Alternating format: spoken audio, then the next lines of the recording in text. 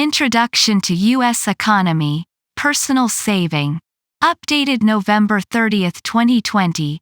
Personal saving, which includes the saving of households but not of businesses or government, can have a significant impact at both the individual and economy-wide levels in the long and short terms. Recent trends in personal saving, specifically during the coronavirus disease 2019 COVID-19 pandemic, have shown notable increases in the personal saving rate. Economic considerations. The saving rate, which is the ratio of total personal saving to disposable income, presents a trade-off between current and future consumption. A relatively low saving rate implies higher current consumption but lower future consumption. Greater present consumption boosts individuals' living standards now. However, it leaves little to be invested in capital projects that will boost future living standards. Conversely, a relatively high saving rate implies lower current consumption but higher future consumption. This trade-off has implications for both short-term and long-term economic growth. Short-term economic impacts. In the short term, a rising personal saving rate can temporarily slow economic activity, assuming no other changes to income. If on average individuals begin saving a larger portion of their paychecks, it means less money is being spent on consumer goods and services in the economy. Because consumer spending makes up about 70% of the U.S. economy, even a small decrease in consumer spending can reduce aggregate demand and economic activity. Alternatively, a falling saving rate may result in temporarily faster economic growth as individuals spend a larger portion of their pay on goods and services. Whether changes in the saving rate are helpful or harmful in the short run depend on the state of the economy. A rise in the saving rate during an economic downturn can be problematic. In response to a recession, individuals may rationally respond to increased uncertainty about their future income by increasing their saving rate to provide a buffer against reduced income caused by job loss, for example, in the near future. As a result, however, the economic downturn is further exacerbated due to the additional decrease in consumer spending resulting from the rising saving rate. By contrast, in the midst of a healthy and expanding economy, a rising saving rate may result in a more sustainable level of consumer spending, thus preventing the economy from overheating.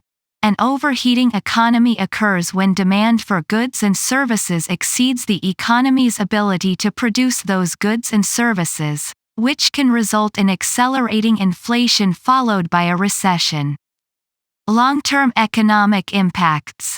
In the long term, a higher saving rate will generally lead to higher levels of economic output, up to a point.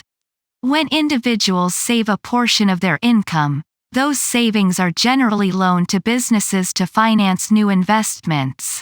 For example, an individual's 401k is a saving vehicle for their future consumption after retirement, but before retirement, those funds are generally invested in various companies through the purchase of stocks and bonds.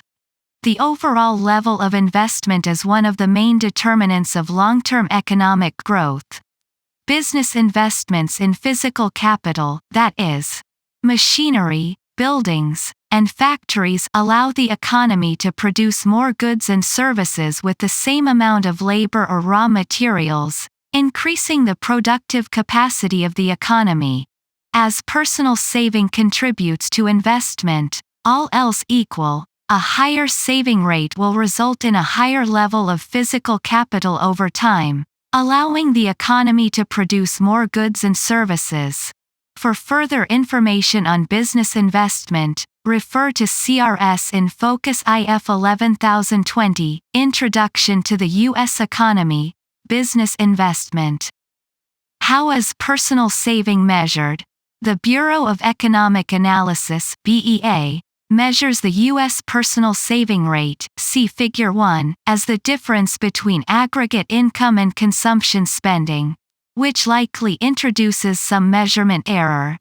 The saving rate may understate the level of saving in the economy because certain spending is considered consumption, even though such spending is conventionally thought of as investment, such as spending on durable consumer goods, for example, automobiles, appliances. Additionally, BEA does not include changes in asset prices or capital gains as income under the saving rate measure. Figure 1. Personal saving rate, 1959 to 2020. Notes: ratio of total personal saving to total disposable income in the United States. Gray bars represent recessions.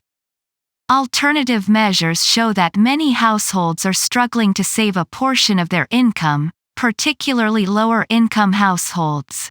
According to the Federal Reserve, in 2019, about 58.6% of adults reported saving some portion of their income over the past 12 months. As shown in Table 1, among families with an income in the bottom 20th percentile of income, 36.5% saved some portion of their income, whereas among families with an income in the top 10th percentile, 85.5% saved some portion. Table 1. Family saving by income level, 2019. Notes: income percentiles based on total family income. COVID-19 and personal saving. Consumer spending and saving are inversely related. Individuals receive a certain amount of after-tax income that they can spend or save. By definition, what is not spent is saved.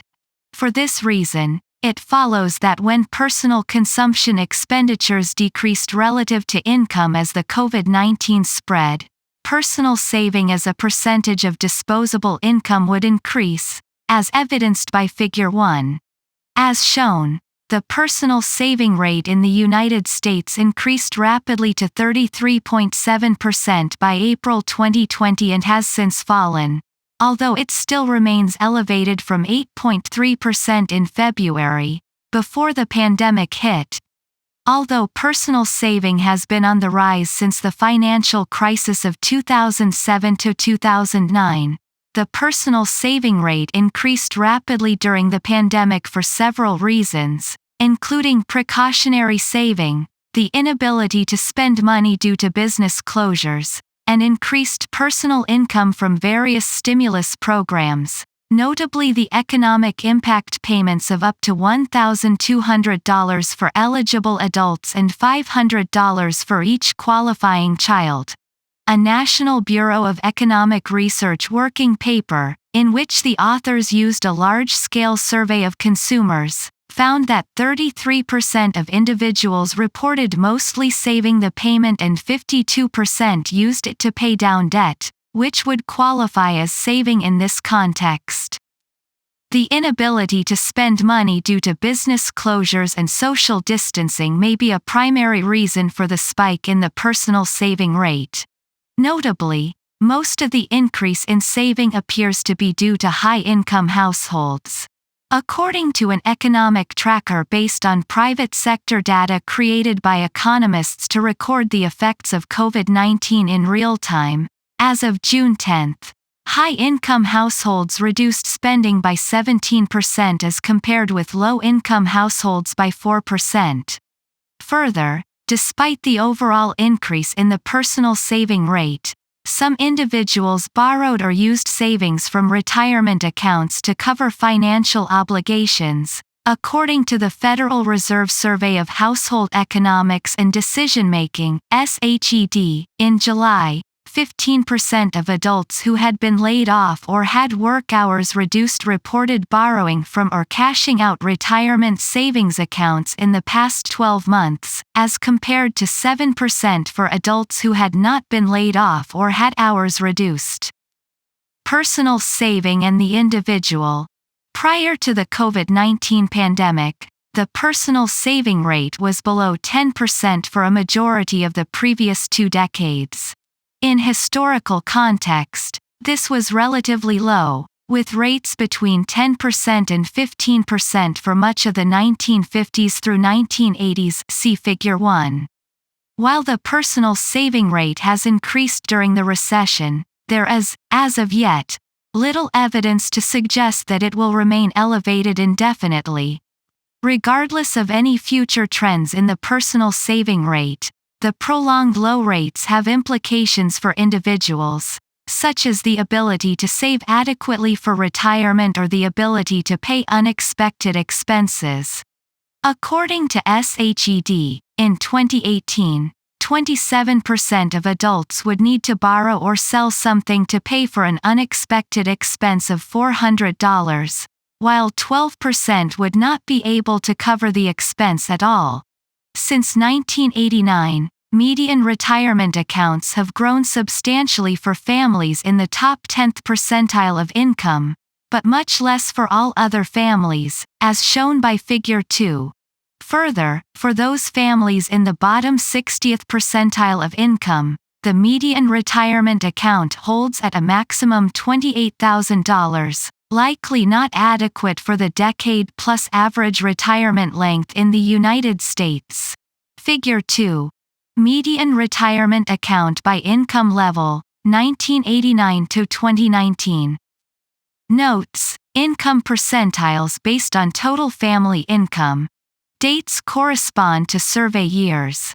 Note: this in focus was originally authored by Jeffrey Stupak, former CRS analyst in macroeconomic policy.